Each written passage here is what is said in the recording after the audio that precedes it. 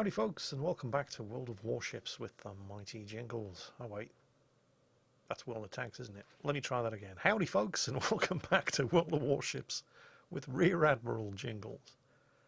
Today we've got a Tier 7 ranked battle for you. And this one, as you can probably tell, was sent in by Chrysantos in Canada's Fightingest ship, HMSCS Haida. Now, if you know Chrysantos, most of you probably know him as a World of Warships EU Community Manager, one half of the German twin duo, the other one of course being Mr. Conway, from the regular Thursday night official World of Warships live streams. But I've known Chrysantos a lot longer than that. In fact, the first time I met him was at the World of Tanks Grand Finals, I think in 2016, held in Poland. The reason we were all there was for an exhibition match of World of Warships in front of a World of Tanks live audience, which was also being streamed on Twitch. It was the first time World of Warships had ever been played in front of an audience, anywhere, ever. I think it's fair to say it was a bit of a disaster. I mean, not for me, not for my team, of which Chrysantos was a member. We won 3 matches to 1. But as an exhibition match of World of Warships, it was terrible. Mostly because the guys doing the commentary, who had played World of Warships, didn't have control over the camera, so they could only react to what the producer was focusing the camera on. And the producer had never seen anybody play World of Warships before. So he had no idea what he should be focusing the camera on. He didn't know what was important, so he just did the best he could and focused the camera on all of the pretty explosions. And nobody had a clue who was winning until the match was over. But hey, I'm certainly not complaining because, well, we all got a free trip to Poland out of it. And all the members of the winning team won some very expensive computer gaming chairs. Members of the winning team, including not just myself and Chrysantos, but other community contributors that you may have heard of, like Pointy Head Jedi and Isolate. But anyway, enough reminiscing about how I first met Chrysantos, and let's actually focus on the battle as he threads the needle between a bunch of torpedoes launched from, well, at first I thought it might have been the Jervis. He might have launched them from down there and then carried on to the left of the screen where he got spotted and started getting shot at. But the Jervis has quintuple torpedo launchers, and that was 2 sets of 3.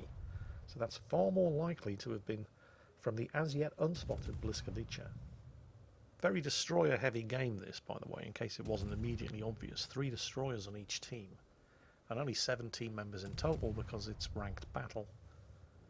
Yeah, there's the Bliskovica. Good guess.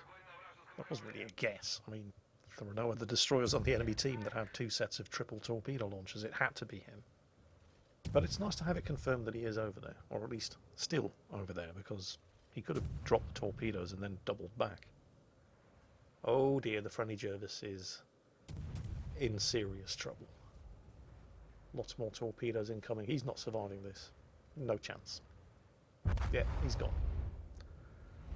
Ha. Well, good news, bad news. Team's down 1 destroyer, but they have at least capped.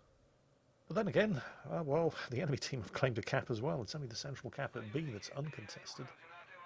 A friendly Synop there is attracting a lot of fire.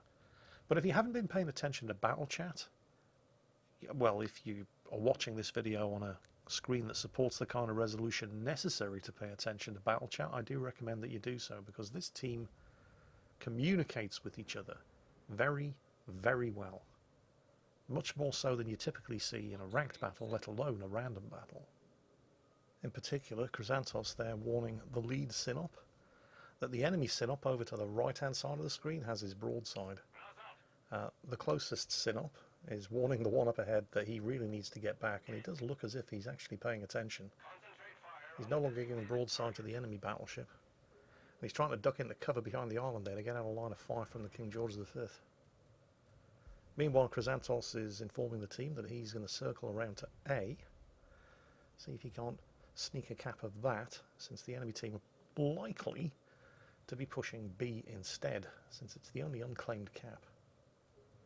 Despite being down 1 destroyer, however, the team do have one big advantage going for them. They have an USS Indianapolis, which is one of the very few cruisers at Tier 7 that comes with radar. Something that the enemy team don't have. The enemy team were definitely focusing down that lead Sinop, however. Yeah, that guy. And he's lost a lot of health. And he's not out of the frying pan yet. The enemy Jervis could still be lurking around here somewhere. I mean, there's a smoke screen up there on the far side of the island, but I think that's the Fiji. Yeah, it's firing on the piercing. That's the Fiji. And both of the team's Sinops are coming under sustained fire. They've just switched focus to that guy over there, who is now blocking. Ooh, actually, I think we now know where the enemy Akatsuki is. Chrysanthos would dearly love to send some torpedoes in that guy's direction, but he can't. Oh, because the friendly Sinop will probably sail into them. So this is kind of frustrating. Don't forget the Haida, like British destroyers, can single fire or ripple fire its torpedoes. And there's the enemy Jervis. So that's definitely the Fiji in the smoke screen over to the left. Unable to launch any torpedoes, because there's a very good chance he would hit a teammate if he did. Chrysanthos is just going to have to satisfy himself with firing a couple of shots from his 120mm guns and sneaking this cap. That's got to be really frustrating, because that guy is he's probably going to die before Chrysanthos' torpedoes would pose any threat to him. But you can't afford to take the risk. Well, good news, the team now have 2 of the 3 caps, and that Sinop over there, the one on very low health, is contesting the 3rd. Of course, that Sinop over there has just died, but he did at least manage to take down an enemy Sinop. There's far too many Sinops in this match. Of the 6 battleships in this game, 4 of them are Sinops, and I think that tells you everything you need to know about just how strong that ship is in the current competitive Tier 7 meta. Although perhaps not quite as competitive as most of the people sailing it today would like it to be, because 2 of them are already dead and 1 of them is about to be, and that Akatsuki is definitely going to have to be dealt with. He very nearly just sank the Nagato. On the bright side, if you absolutely definitely have to hunt down a Japanese destroyer at Tier 7, there are not many ships that are better for the purpose than Canada's Fightingest ship, HMSCS Haida. She's reasonably quick. She's got that creeping smoke screen. She's got really good stealth. Yep, it even rivals Japanese torpedoes destroyers. And the rate of fire and the hitting power of the high explosive shells on these 120mm guns is definitely not to be sneezed at. Also, a not short duration, an extremely long duration but short-ranged defensive hydro makes this ship, if it's being played even slightly competently, extremely difficult to torpedo. Chrysanthos does have a bit of a problem here, however. Well, he's got 2 problems, but one of them leads to the other. He can no longer see the Akatsuki because he's on the far side of that smoke screen. And the Akatsuki can see him.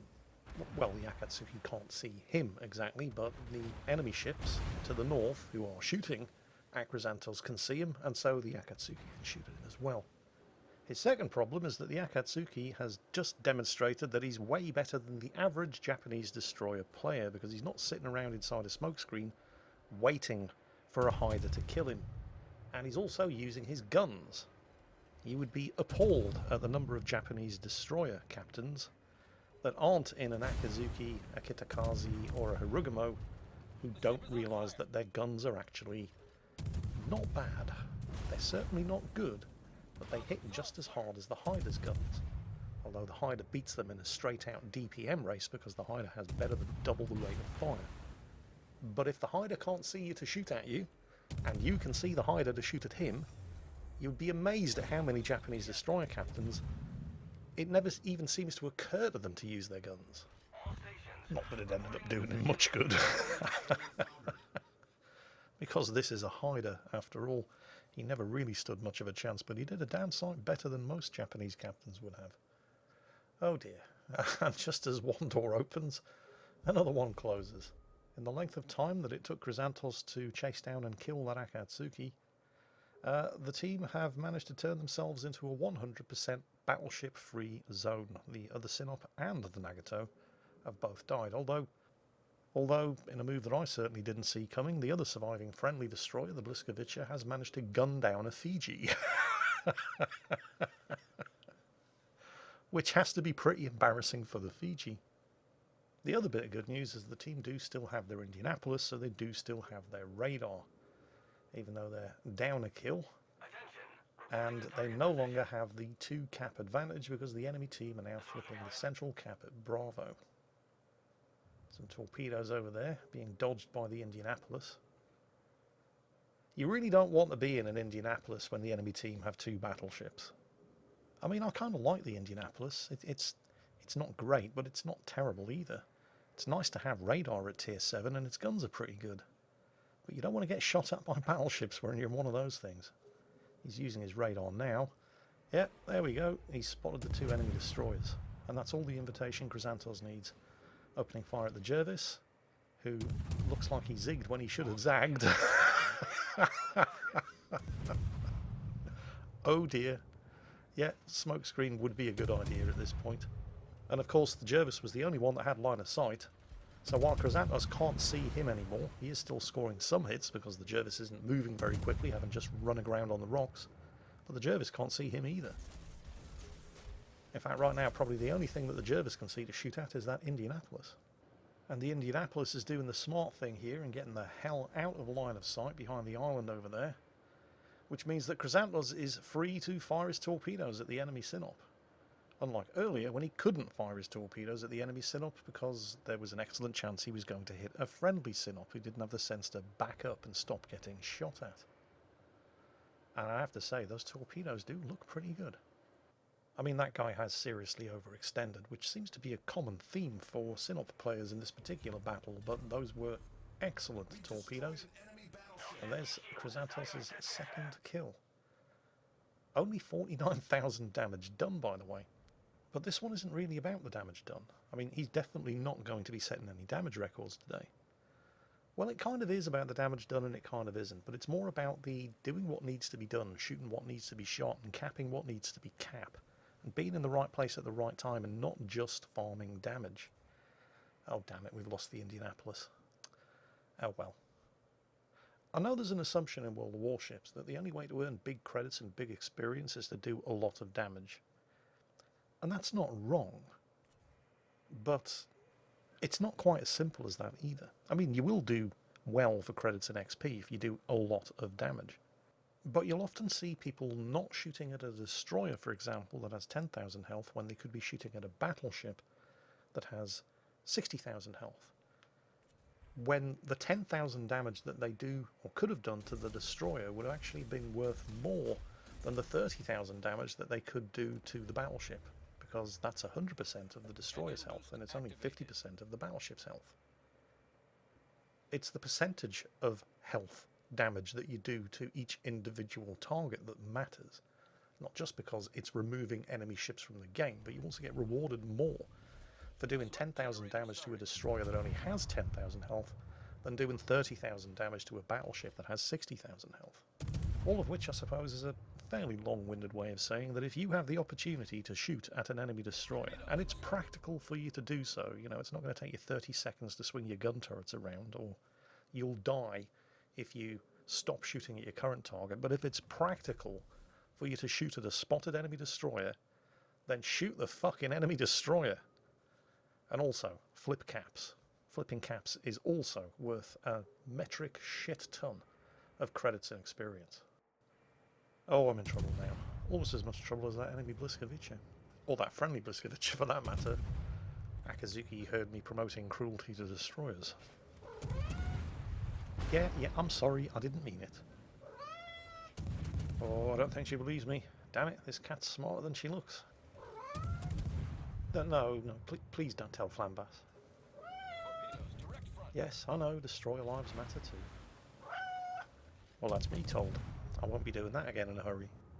Alright, I think she's gone. Seriously, do shoot destroyers. No, nothing. You're imagining things. Oh, and as quickly as that, Chrysantos is the last ship left alive in his team, against 3 enemies. But the 3 enemies have all smoked up at the same time, so none of them can see him. Okay, he does only have 1 cap to the enemy's 2, and he's outnumbered 3-1, but this is Chrysantos. Defensive hydro up, creeping smokescreen up. Okay, the torpedoes aren't going to hit the enemy Jervis unless he does something spectacularly stupid, like, well, that. I mean, the torpedoes didn't hit him, but they didn't need to. And of course, both of the two surviving enemy ships are either out of line of sight or they're out of line of fire. So instead of fighting him 3-on-1, he's got the opportunity to turn this into 3 separate 1-on-1 fights.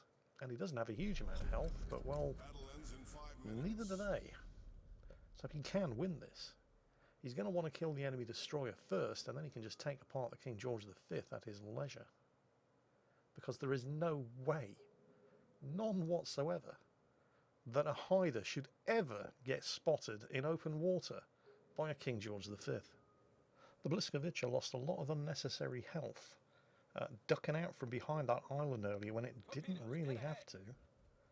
There are his torpedoes. Not a problem. And he's never going to outspot a Haida. So the Polish destroyer's best chance here is to break contact using his smoke, and he's done that, but then double over to the left and get behind that island. He can either wait there and ambush Chrysanthos, ensure that when Chrysanthos clears that island, they're both within spot and range of each other to give himself a fighting chance, or he can keep going. Keep dropping torpedoes behind him and just motor straight for that central cap and flip it, because they are well ahead on points.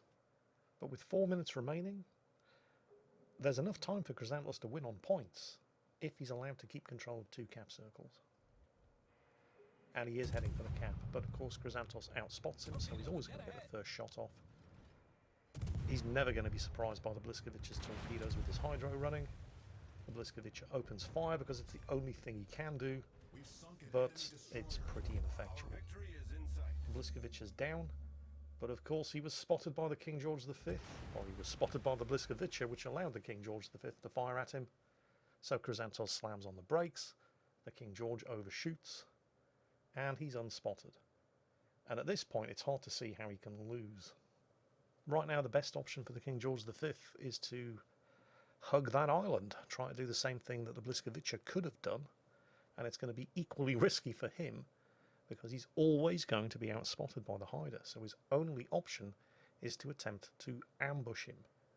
Hide around the side of an island so that when Chrysanthos comes around the side of the island, he gets spotted too, and then it's really just a question of who fires first and whose shots do the most damage. Under those circumstances, the advantage would definitely go to the King George V. The question is Chrysanthos going to fall for that old gag?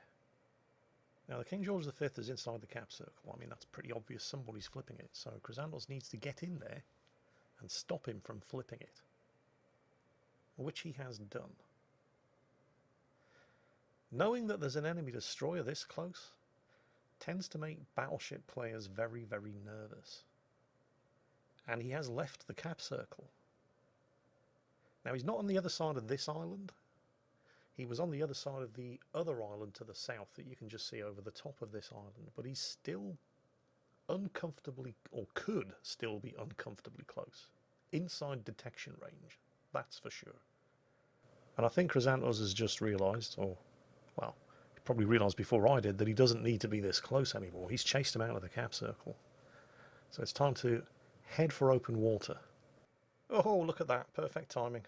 5.7 kilometre detection range spots the King George V at 6 kilometres. 300 metres closer, he'd have been dead. Torpedoes away.